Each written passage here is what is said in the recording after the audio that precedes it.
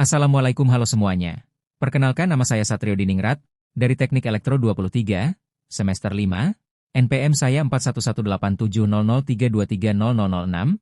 Jadi di sini saya akan mempresentasikan tugas mata kuliah Sistem Mikroprosesor dan Mikrokontroler, jadi simak videonya ya. Mikrocontroller, merupakan sebuah sistem mikroprosesor yang terintegrasi dengan komponen lainnya seperti memori, input-output, FO, port, timer, dan lain sebagainya. Mikrokontroler dapat digunakan untuk mengontrol sistem yang kompleks dan dapat diprogram sesuai dengan kebutuhan. Mikrokontroler biasanya digunakan dalam sistem yang memerlukan kontrol atau monitoring secara real-time, seperti pada sistem kontrol industri, sistem kontrol rumah pintar, dan lain sebagainya. Mikroprosesor, merupakan sebuah chip elektronik yang mengandung unit pemrosesan sentral, Central Processing Unit CPU, serta komponen lain seperti cache, memori, dan controller input-output. 1.0. Mikroprosesor digunakan dalam sistem komputasi umum seperti komputer, laptop, tablet, dan smartphone.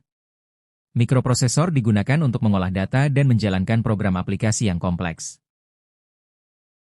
Komponen-komponen sangat penting dalam menjalankan fungsi dari sistem mikrokontrol dan mikroprosesor. Oleh karena itu, pengembang perangkat elektronik perlu memilih dan merancang komponen-komponen tersebut dengan hati-hati untuk mendapatkan performa yang optimal pada sistem yang dibuat, yaitu 1. CPU, Central Processing Unit merupakan otak dari sistem mikrokontrol dan mikroprosesor yang bertanggung jawab untuk memproses data dan menjalankan program. 2. Memori, berfungsi untuk menyimpan program dan data yang akan diproses oleh CPU. Memori terdiri dari beberapa jenis, seperti RAM, Random Access Memory, dan ROM, Read Only Memory. 3. Input-Output, I/O, port, merupakan interface yang digunakan untuk menghubungkan sistem mikrokontrol dan mikroprosesor dengan perangkat input-output seperti sensor, aktuator, display, dan lain sebagainya. 4. Timer, berfungsi untuk mengatur waktu pada sistem mikrokontrol dan mikroprosesor. 5. Oscillator, berfungsi untuk memberikan referensi waktu pada sistem mikrokontrol dan mikroprosesor. 6. Peripherals, berupa komponen tambahan yang diperlukan untuk menjalankan fungsi khusus pada sistem mikrokontrol dan mikroprosesor, seperti ADC, Analog to Digital Converter, DAC, Digital to Analog Converter, PWM, Pulse Width Modulation, dan lain sebagainya. 7. Power Supply, merupakan sumber daya yang diperlukan untuk menjalankan sistem mikrokontrol dan mikroprosesor. Biasanya, power supply pada sistem mikrokontrol dan mikroprosesor menggunakan tegangan DC, direct current, dengan nilai yang telah ditentukan. Perkembangan awal mikrokontrol dan mikroprosesor. Perkembangan teknologi mikrokontrol dan mikroprosesor dimulai pada tahun 1970-an, ketika Intel memperkenalkan mikroprosesor pertama mereka, yaitu Intel 4004.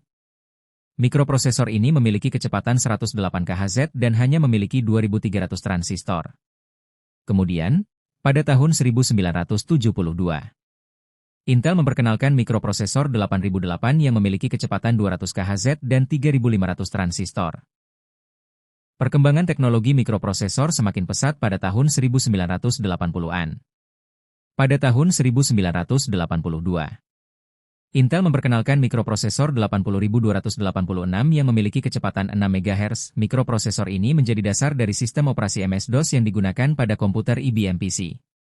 Pada tahun yang sama, Intel juga memperkenalkan mikrokontroler pertama mereka, yaitu 8051.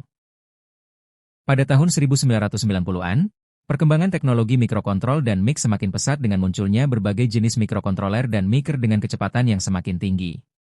Pada tahun 1993, Intel memperkenankan mikroprosesor Pentium pertama yang memiliki kecepatan 60 MHz. Selain itu, pada tahun 1997, Intel juga memperkenalkan mikroprosesor Celeron yang lebih murah namun memiliki performa yang cukup baik. Pada tahun 2000-an, perkembangan teknologi mikrokontrol dan mikroprosesor semakin pesat dengan munculnya berbagai jenis mikrokontroler dan mikroprosesor dengan fitur-fitur yang lebih lengkap dan kecepatan yang semakin tinggi. Pada tahun 2006, Intel memperkenalkan mikroprosesor Core 2 Duo yang memiliki kecepatan 2,93 GHz. Mikroprosesor ini menjadi dasar dari komputer desktop modern yang kita kenal saat ini. Perkembangan terkini mikrokontrol dan mikroprosesor. Perkembangan teknologi mikrokontrol dan mikroprosesor terus berlanjut. Hingga saat ini dengan berbagai MOVAS terbaru. Berikut ini adalah beberapa perkembangan terkini yang terjadi dalam teknologi mikrokontrol dan mikroprosesor. 1. Internet of Things, IoT. IoT adalah teknologi yang memungkinkan perangkat elektronik untuk terhubung satu sama lain dan terhubung dengan internet. Dalam aplikasi LOT, mikrokontrol dan mikroprosesor berfungsi sebagai otak dari perangkat dan mengumpulkan data dari berbagai sensor. Dengan adanya LOT, aplikasi kontrol dan pengukuran dapat dilakukan dengan lebih efisien dan akurat. 2. Teknologi wireless. Teknologi wireless seperti Wi-Fi, Bluetooth, dan Zigbee semakin banyak digunakan dalam aplikasi mikrokontrol dan mikroprosesor. Hal ini memungkinkan perangkat untuk terhubung dengan internet atau dengan perangkat lain tanpa menggunakan kabel. 3. Pemrosesan citra dan suara. Mikrokontrol dan mikroprosesor saat ini memiliki kemampuan untuk memproses citra dan suara dengan lebih baik. Hal ini memungkinkan pengembangan aplikasi seperti pengenalan wajah, pengenalan suara, dan deteksi objek. Implementasi mikrokontroler di industri. Mikrokontroler sering digunakan dalam sistem kontrol tertanam, embedded systems, yang membutuhkan operasi berulang dan spesifik, karena ukurannya yang ringkas dan konsumsi daya yang efisien. 1. Mesin pengemasan otomatis, mengelola proses pengemasan, termasuk pengisian volume cairan, seperti pada mesin pengisian air minum otomatis, dan penutupan kemasan. 2. Peralatan medis, ditemukan dalam alat kesehatan industri dan diagnostik yang memerlukan kontrol yang andal dan presisi. Implementasi mikroprosesor di industri. Mikroprosesor digunakan dalam aplikasi yang membutuhkan daya komputasi tinggi, pemrosesan data kompleks, dan kemampuan untuk menjalankan sistem operasi yang canggih. 1. Pengontrol logika terprogram, PLC modern, yang merupakan tulang punggung otomatisasi industri, sering menggunakan mikroprosesor untuk menjalankan program kontrol yang kompleks dan mengelola banyak input-output.